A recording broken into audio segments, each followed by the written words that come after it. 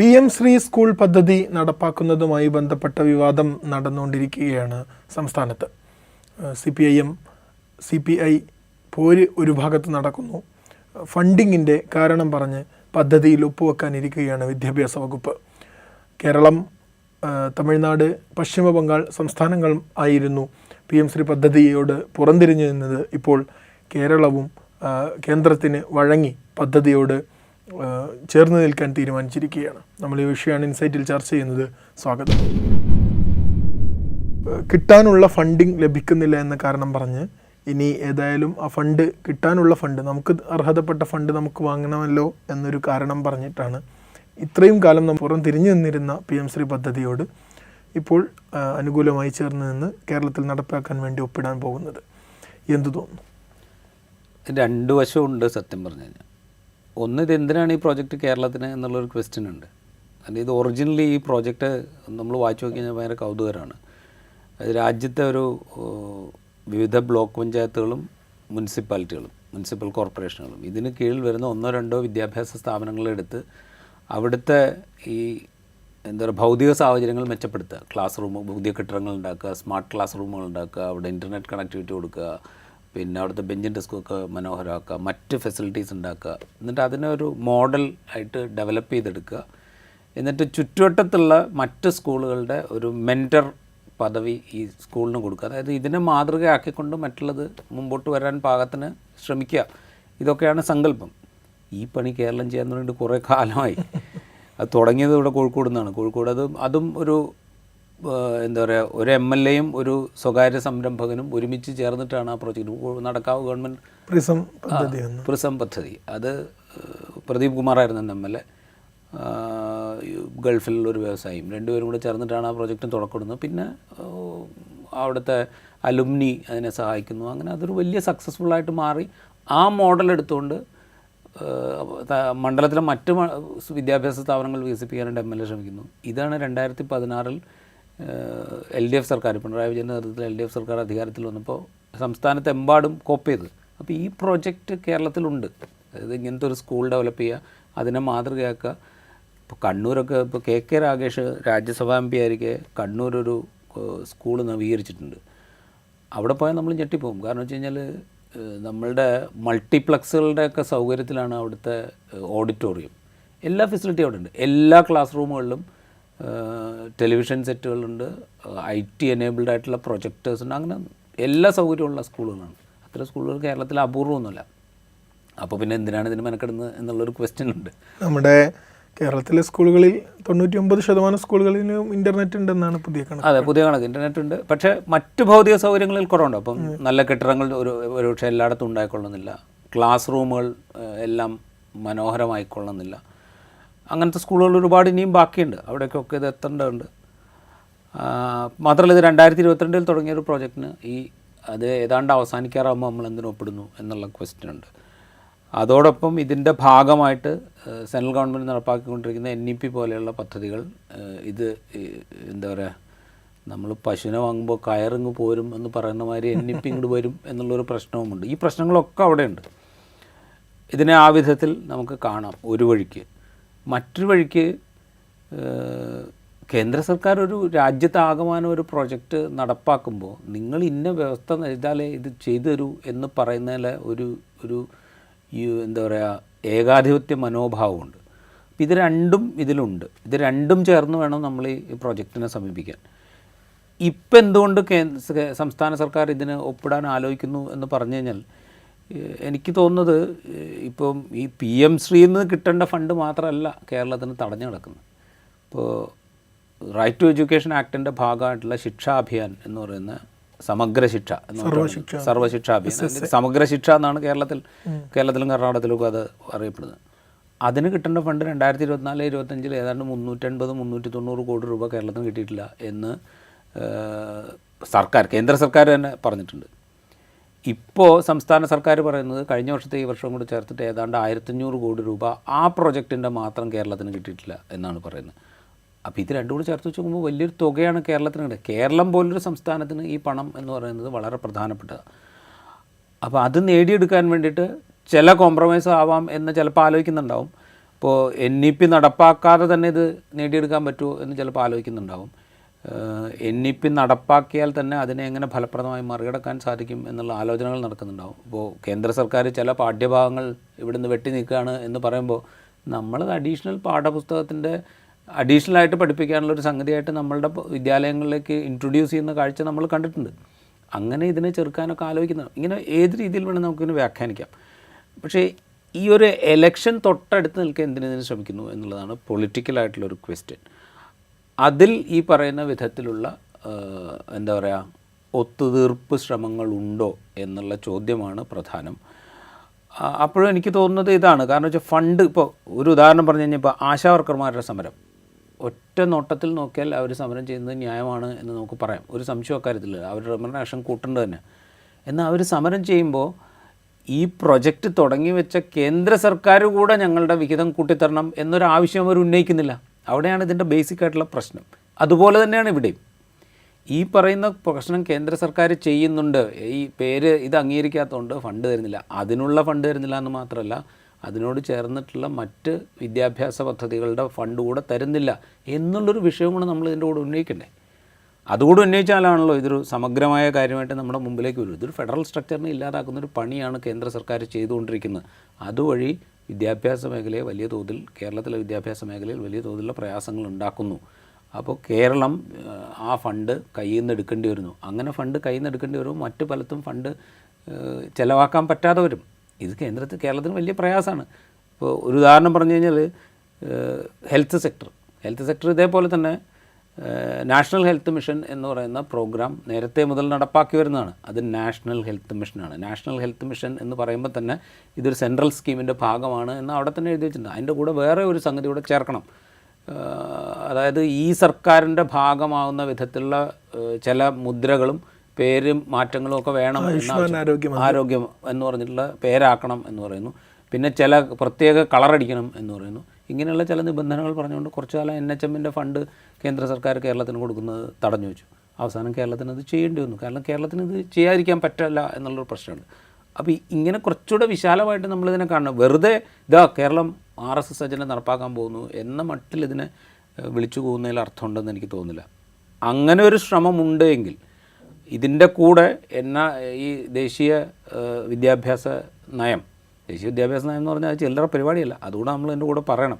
വളരെ ഏകാധിപത്യപരമായിട്ടുള്ളൊരു സ്കീമാണത്. എല്ലാ അധികാരം കൺകറൻറ്റ് ലിസ്റ്റിൽ പെടുന്ന വിദ്യാഭ്യാസം എന്ന് പറയുന്ന പരിപാടിയുടെ മിക്കവാറും എല്ലാ അധികാരങ്ങളും കേന്ദ്ര സർക്കാരിനെ ഏറ്റെടുക്കാൻ വ്യവസ്ഥ ചെയ്യുന്നതാണ് ദേശീയ വിദ്യാഭ്യാസ നയം. അതിലൊരു തർക്കവും വേണ്ട. കരിക്കുലം നിശ്ചയിക്കാൻ, അതുപോലെ കോഴ്സുകളുടെ ഡിസൈൻ നിശ്ചയിക്കാൻ, കോഴ്സുകളുടെ കാലദൈർഘ്യം നിശ്ചയിക്കാൻ, ഏത് വിധത്തിൽ ഇത് മുന്നോട്ട് കൊണ്ടുപോകണം എന്ന് നിശ്ചയിക്കാൻ, ഹയർ എഡ്യൂക്കേഷൻ രംഗത്ത് മൊത്തത്തിൽ ഒരു എന്താ പറയുക ദേശീയ അതോറിറ്റി കൊണ്ടുവരാനൊക്കെ വ്യവസ്ഥ ചെയ്യുന്നതാണ്.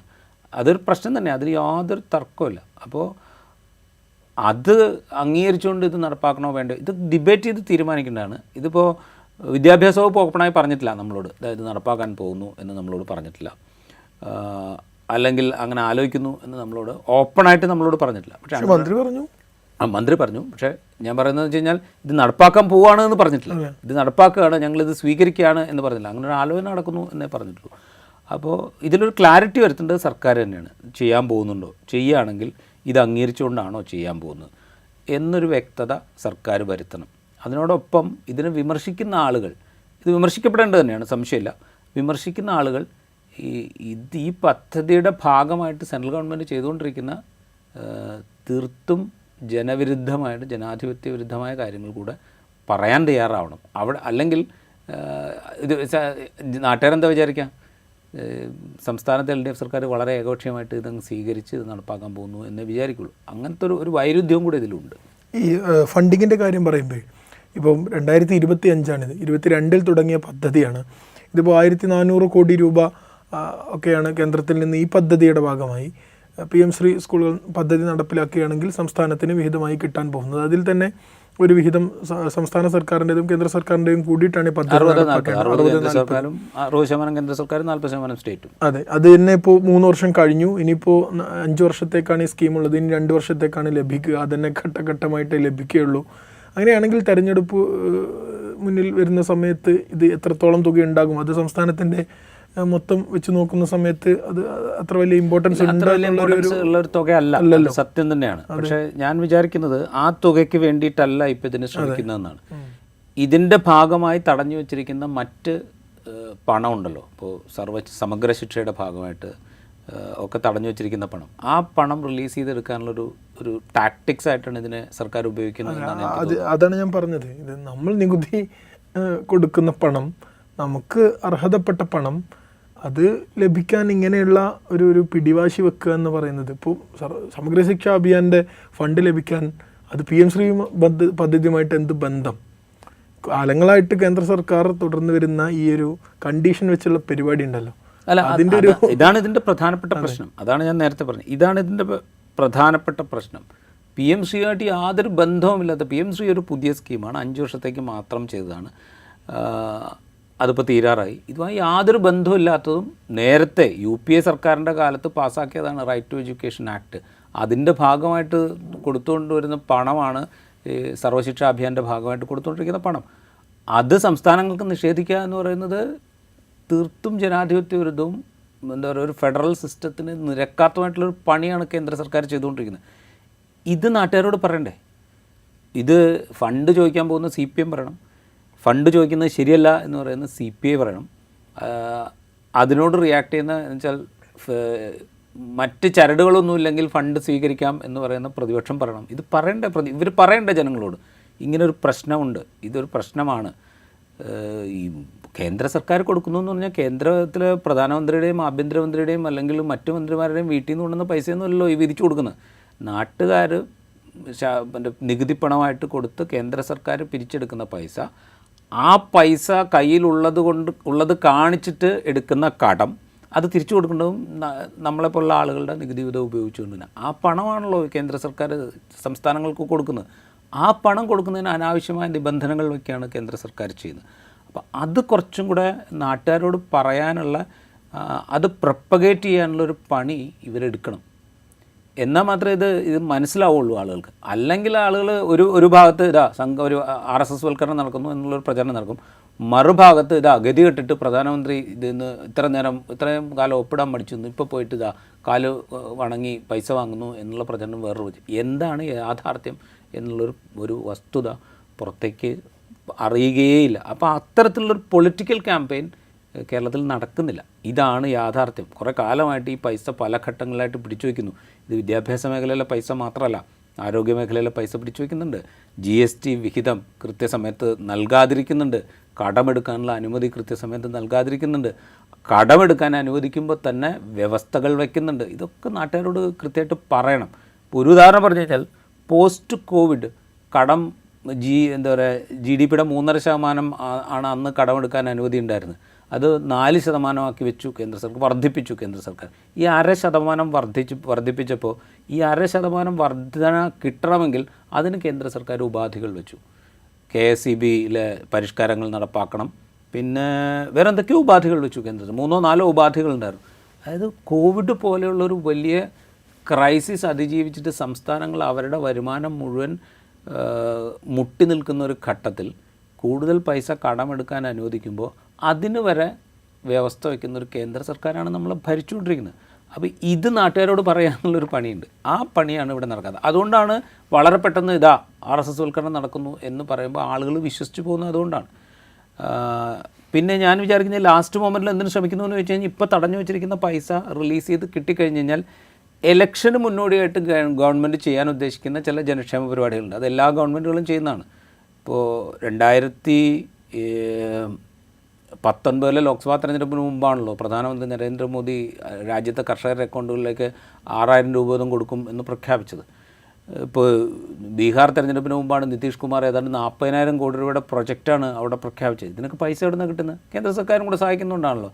ഇവിടുത്തെ ഭരിച്ചുകൊണ്ടിരിക്കുന്ന സർക്കാരിനും ഇതുപോലെയുള്ള ജനക്ഷേമ പദ്ധതികൾ അവസാന ഘട്ടത്തിലൊക്കെ ചിലപ്പോൾ പ്രഖ്യാപിക്കാനുള്ള ആലോചനകളുണ്ടാവും. അവർക്കതിന് ഫണ്ട് വേണ്ടി വരും.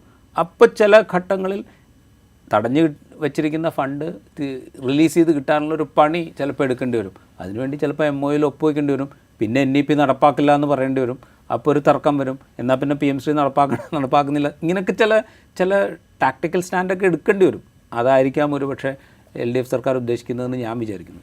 ഇപ്പോൾ CPIയുമായുള്ള ഒരു ഭിന്നത ഈ വിഷയത്തിൽ വന്നിട്ടുണ്ട്. മന്ത്രിസഭയിൽ ഇന്നലെ ചർച്ചയ്ക്കിട്ടു മന്ത്രി കെ രാജൻ അടക്കമുള്ളവർ. പക്ഷേ മുഖ്യമന്ത്രി അടക്കമുള്ളവർ അതിനോട് പ്രതികരിച്ചില്ല. അതുകൊണ്ട് തന്നെ എതിർപ്പ് ശക്തമാക്കി മുന്നോട്ട് നീങ്ങാൻ തന്നെ CPI തീരുമാനിച്ചിട്ടുമുണ്ട്. ഫണ്ട് എന്ന ഒരു ഇതിൻ്റെ വിഷയത്തിൻ്റെ നമ്മൾ ഈ പറഞ്ഞ കാരണങ്ങളൊക്കെ മുൻനിർത്തിക്കൊണ്ട് തന്നെ ഈ പദ്ധതിയുമായി മുന്നോട്ട് പോകാൻ തീരുമാനിക്കുകയാണെങ്കിൽ CPIയുടെ എതിർപ്പ് അത് മുന്നണിയിൽ വലിയ പ്രശ്നമായിരിക്കുമല്ലോ. എത്ര പണത്തിൻ്റെ കാര്യം പറഞ്ഞാലും നയം എന്ന് പറയുന്ന ഒരു ഇടതുപക്ഷ നയം എന്ന് പറയുന്നതിനൊരു പ്രാമുഖ്യം കൊടുക്കേണ്ടത് തന്നെയല്ലേ? അതിപ്പോൾ CPI മുമ്പും ചെയ്തിട്ടുള്ളൊരു ടാക്ടിക്സാണ്. ആ ടാക്ടിക്സ് വളരെ ഫലപ്രദമായി ചെയ്തിരുന്ന നേതാക്കന്മാർ CPIയിലുണ്ടായിരുന്നു. വെളിയം ഭാർഗവനെ പോലെ, CK ചന്ദ്രപ്പനെ പോലെ, ഒരു പരിധി വരെ കാനം രാജേന്ദ്രനും. വെളിയം ഭാർഗവനും CK ചന്ദ്രപ്പനും ഒക്കെ അതിന് കുറച്ചും കൂടെ വിലയുണ്ടായിരുന്നു. അവർ പറയുന്ന ചില കാര്യങ്ങളെങ്കിലും നടപ്പാവുമായിരുന്നു. കാനത്തിൻ്റെ കാലത്തും കാനം പബ്ലിക്കലി അത് പ്രകടിപ്പിക്കുമ്പോൾ അതിനൊരു ഗൗരവം ഉണ്ടായിരുന്നു. അത് ആവർത്തിക്കാനുള്ളൊരു ശ്രമം ബിനോയ് വിശ്വം നടത്തുന്നു എന്നുള്ളത് മാത്രമായിട്ടാണ് ഞാൻ അതിനെ കാണുന്നത്. അതുകൊണ്ടാണ് ഞാൻ നേരത്തെ പറഞ്ഞത് ഈ ഫണ്ട് സ്വീകരിച്ചു കഴിഞ്ഞാൽ നാഷണൽ എഡ്യൂക്കേഷൻ പോളിസി നടപ്പാക്കേണ്ടി വരും എന്ന അപകടം അവിടെ ഉണ്ട് എന്ന് വളരെ കൃത്യമായിട്ട് പറയുകയും CPM സംസ്ഥാന സെക്രട്ടറി അരാഷ്ട്രീയമായി സംസാരിക്കുന്നു എന്ന് പറയുകയും ചെയ്യുന്ന ബിനോയ് വിശ്വം ഇതിൻ്റെ തുടർച്ചയിൽ കേന്ദ്ര സർക്കാർ ഇത് ചെയ്യുന്നുണ്ട് എന്നുകൂടെ പറയണ്ടേ CPIയുടെ സംസ്ഥാന സെക്രട്ടറി? അതായത് കേന്ദ്ര സർക്കാർ സംസ്ഥാനത്തിന് അർഹിച്ച വിഹിതം നൽകാതിരിക്കുന്ന ഒരു പ്രശ്നവും കൂടെ ഇവിടെ ഉണ്ട്. അതുകൂടെ നമ്മൾ അഡ്രസ്സ് ചെയ്യണം, അതിന് ഒരുമിച്ച് നിൽക്കണം എന്നുകൂടെ CPIയുടെ സംസ്ഥാന സെക്രട്ടറി പറയണ്ടേ? അദ്ദേഹം അത് പറഞ്ഞു കേട്ടതായിട്ട് ഞാൻ ആ വാർത്താ സമ്മേളനം 1-2 വട്ടം കണ്ടിരുന്നു. അവിടെ എവിടെയും അദ്ദേഹം അത് പറഞ്ഞതായിട്ട് ഞാൻ കേട്ടില്ല. അപ്പോൾ അദ്ദേഹത്തിൻ്റെ രാഷ്ട്രീയ ലക്ഷ്യം എന്താണ് എന്നുള്ളൊരു ക്വസ്റ്റ്യൻ അവിടെ വരും. കാരണം വെച്ചാൽ ലോക്കൽ ബോഡി ഇലക്ഷൻ വരികയാണ്, അത് കഴിഞ്ഞാൽ നിയമസഭാ തെരഞ്ഞെടുപ്പ് വരികയാണ്. CPIയുടെ ബാർഗൈനിങ് കപ്പാസിറ്റി എത്രത്തോളം ഉണ്ട് എന്നുള്ളൊരു പ്രശ്നമുണ്ട്. കേരളത്തിലെ ഏതെങ്കിലും ഒരു മണ്ഡലത്തിൽ, മുമ്പ് പുനലൂരും ചടയമംഗലത്തും ഇപ്പോൾ തൃശ്ശൂരത്തെ ഏതെങ്കിലും മണ്ഡലങ്ങളിലൊക്കെ ഒറ്റയ്ക്ക് എന്നാൽ ജയിക്കും എന്നുള്ളൊരു തോന്നലെങ്കിലും CPIക്ക് ഉണ്ടായിരുന്നു. ഇപ്പോൾ ആ തോന്നലുണ്ടോ എന്നുള്ളൊരു പ്രശ്നമുണ്ട്.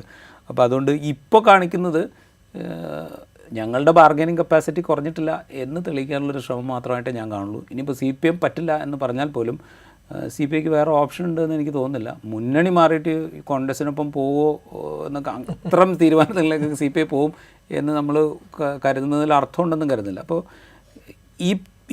ഈ വിമർശനം ഉന്നയിക്കുന്ന CPIയുടെ ഭാഗത്ത് നിന്ന് ഈ വിമർശനം ഉന്നയിക്കുന്നതിനകത്തൊരു ആത്മാർത്ഥത കുറവുണ്ടോ എന്ന് എനിക്ക് തോന്നാനുള്ള കാര്യം, ഇതിൻ്റെ തുടർച്ചയായിട്ട് സെൻട്രൽ ഗവൺമെൻറ് ഞങ്ങൾക്ക് കേന്ദ്രത്തിന് ആരോഗ്യമേഖലയിൽ ഫണ്ട് തടഞ്ഞു വെച്ചിരുന്നു, ധനവകുപ്പിന് നൽകേണ്ട അനുമതികൾ തടഞ്ഞു വെച്ചുകൊണ്ട് ഞങ്ങളെ വീർപ്പുമുട്ടിക്കുന്നുണ്ട്, അതുപോലെ വിദ്യാഭ്യാസ മേഖലയിലെ ഫണ്ടും തടഞ്ഞു വയ്ക്കുന്നുണ്ട്, ഇങ്ങനൊരു പ്രശ്നവും കൂടി ഉണ്ട് എന്നുകൂടെ ജനങ്ങളോട് പറഞ്ഞിട്ട്, ഇതൊക്കെ ഉണ്ടെങ്കിൽ പോലും ഈ എന്താ പറയുക ചരടുള്ളതുകൊണ്ട്, അതായത് കാവ്യവൽക്കരണത്തിനുള്ള ശ്രമം കേന്ദ്ര സർക്കാർ നടത്തിക്കൊണ്ടിരിക്കുന്നു, അതിൻ്റെ മറയായിട്ട് ദേശീയ വിദ്യാഭ്യാസ നയത്തെ ഉപയോഗിക്കുന്നു, ആ നയം നടപ്പാക്കുക എന്നുള്ളത് ഇതിൻ്റെ ഭാഗമായതുകൊണ്ട് ഞങ്ങളിതിനെ എതിർക്കുന്നു എന്ന് പറയുകയാണെങ്കിൽ അതിലൊരു ന്യായമുണ്ട്. അല്ലാതെ ഞങ്ങളോട് പറഞ്ഞിട്ട് ചെയ്താൽ മതിയായിരുന്നു എന്ന് പറയുന്നതിനകത്ത് വലിയ കഴമ്പുണ്ടെന്ന് എനിക്ക് തോന്നുന്നില്ല.